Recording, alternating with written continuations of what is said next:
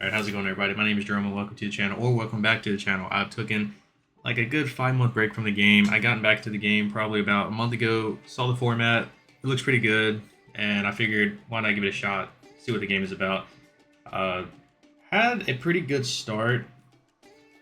I won, I think, my first tournament I ended up winning, and then after that it was pretty much like one loss here and there. The Blue Eye Structure deck came out, and I obviously did what everyone else did, bought 3 of them, put them together, trying to figure out what's the best builds. I play tested with so many different builds, and I had little to no success with any of them. I believe that the Primite version is 100% the best build overall, but those cards are expensive, and I didn't want to do that. So I wanted to find a different kind of build of Blue Eyes that was the best. I tried Fiendsmith, I tried like a Bestial version, and comes to find out the best version, other than Primite, the best version, hands down, in my opinion, is just playing pure Blue Eyes. Because when you mesh all these other things into it, it becomes a crazy brick mess. And the deck is already bricky as it is, but with this build, it was the most consistent, and it was the least brickiest version I've ever played. And yeah, it was overall it was insane. It's an insane build. So with it, I went undefeated in a small tournament, but nevertheless, it worked out really great. And yeah, I'm just gonna go ahead and do the rundown for you guys. So obviously, the 2 Blue Eyes White Dragons and the Jet Dragon. This card steals games left and right, and in the pure version, it is like necessary to play the Jet Dragon. He just free wins with him. Obviously, the 3 Sages, 3 Maidens, and the 3 kinds of Seahorse. If you open this guy with any of these, the hand is cracked. So this guy is insane. He's the best normal summon. You would think that would be this, but no, this guy is the best normal summon. Being able to just dump any of the cards that you need. So it could be the Maiden. It can be, if you're later on in the game, you can dump the Jet Dragon. You can dump Blue Eyes White Dragon. Any card that you're missing in the graveyard, you can just dump it. It just keeps going, and it's just, you can link it off. Just do all your regular link plays with it.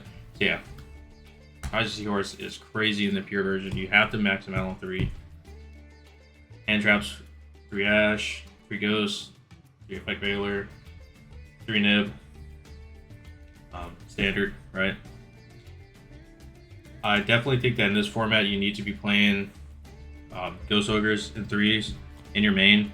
I don't care what deck you're playing. I think you need to be playing 3 of these. These cards are insane. You just steal games with them now.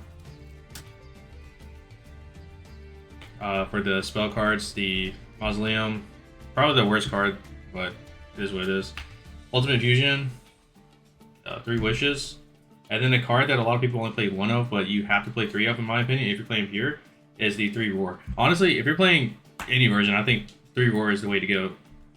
Throughout my testings, I found out that when you're playing 3 Wishes, 1 Roar, and if you're not playing this whatsoever, right, you only have really one search target, which is either going to be your Roar or your Trap.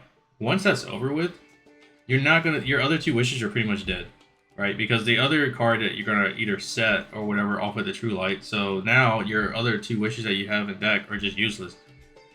Also, Roar is just insanely powerful, man.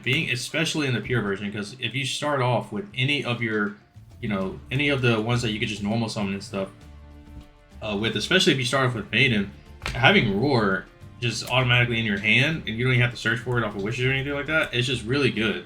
I mean, you can just start off combos with this. Being able to have Blue Eyes on your field, like if you did your full combo and you have Blue Eyes on your field, and you're able to go Roar and summon out your Jet Dragon from the deck. Now you don't even have to like worry about searching for Jet Dragon or anything like that. And I've done that so many times, it's insane.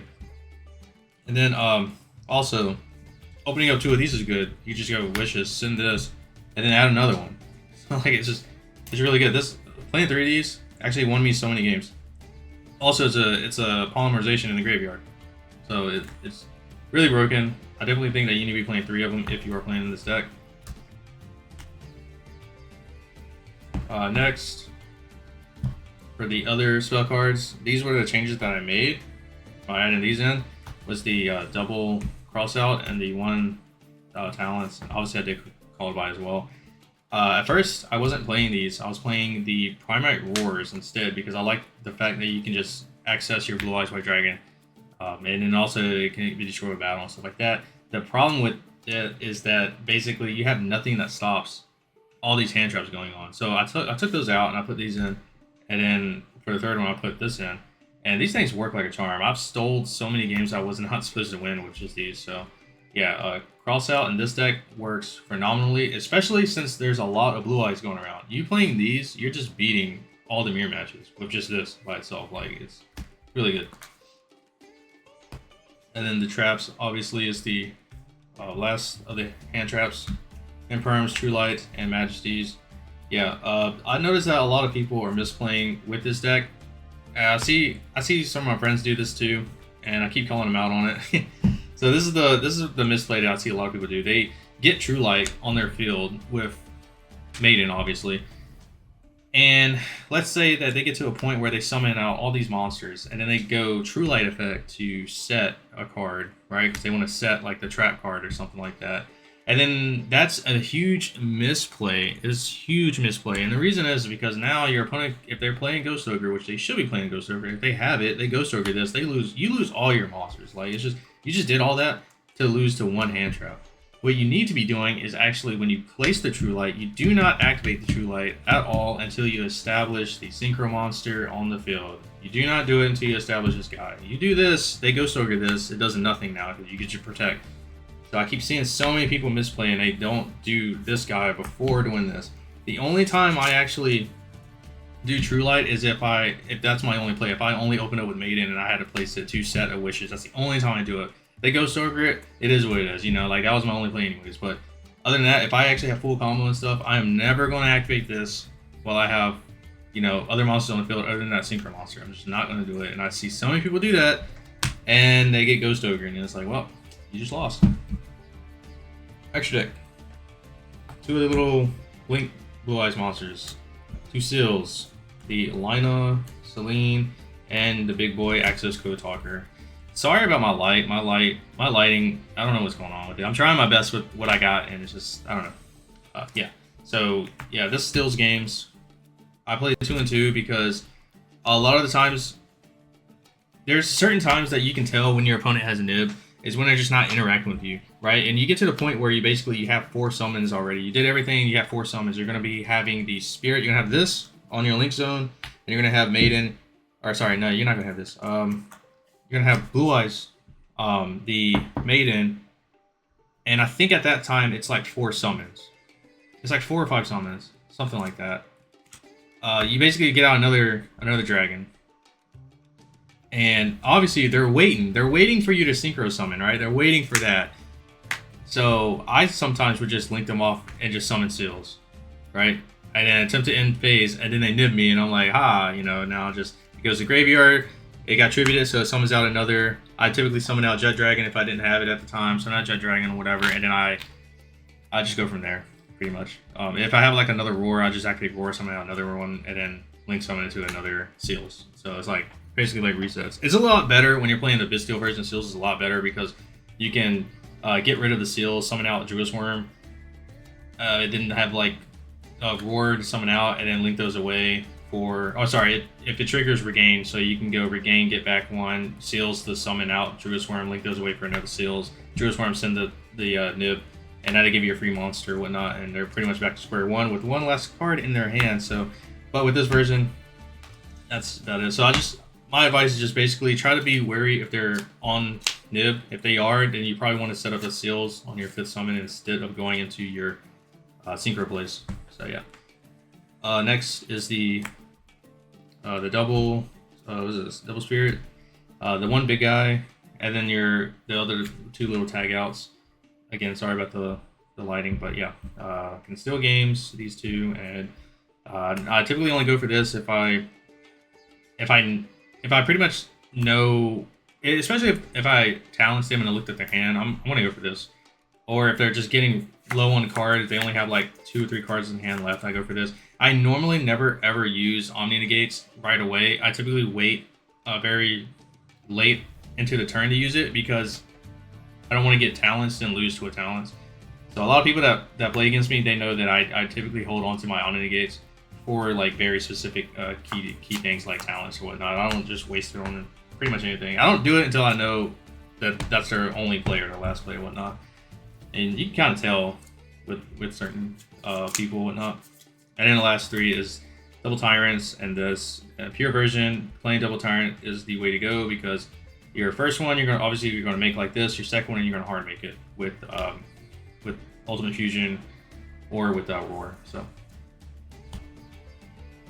and then for the side deck here we got triple Droll, triple Lancia. I don't play the multi armies because I don't own them. If I was playing multi armies, I would probably cut the Drolls out, but I think Drolls are kind of like a necessary card right now, because if you're playing as like White Forest or Atlanteans or something, you're gonna want something that like just stops them completely. So, and we already know about the Lancias, so I'm not explaining that. This is not supposed to be here. It's supposed to be a third Metronus, Metaltronus. Yeah, Metaltronus. It's supposed to be a third Metaltronus, so this is supposed to be like that. So yeah. By the way, this still games too. Like in the mirror match, this just wins in the mirror match like crazy. Yeah, I mean, you can stop the Spirit Dragon. They do that. You can just summon out Jet Dragon from the deck. It's just crazy. Like this card is like the best card in the mirror match. And then the Board Breakers. These are really good in this current format right now. And then the last three cards is the Solemn Strikes. Probably the best trap card right now in the format. Every time I have this, it's a game. The fact that you can Tyrant reset this as well is just stupid. Like, so yeah, you should definitely be playing it. But yeah, overall, I think this, like I said earlier, is the best version other than Primite, because it feels way less brickier than playing the other stuff. Like, I know a lot of people think that the Fiendsmith version is the second best. I think that's probably like the worst one to play, in all honesty. I played it and it bricks way too much, because the deck like already plays like 5 bricks. You adding in the Fiendsmith stuff, you're adding in an extra 3 more bricks. So like when I played it, I was bricking so much. I've never played a deck that bricked so much like the Fiendsmith Blue Eyes deck. I would not recommend playing that. I would just recommend playing the Primite one or the pure one. There is a cool, interesting one that I built with the Bystials. If you guys want to see that, let me know. I'll probably just show you guys that on Dueling Book rather than pulling out all the cards and whatnot. It's a lot faster on Dueling Book. So, but yeah, let me know what you guys think and about the deck down below in the comments, stuff like that. Like, subscribe, and I will catch you all in the next one. Peace.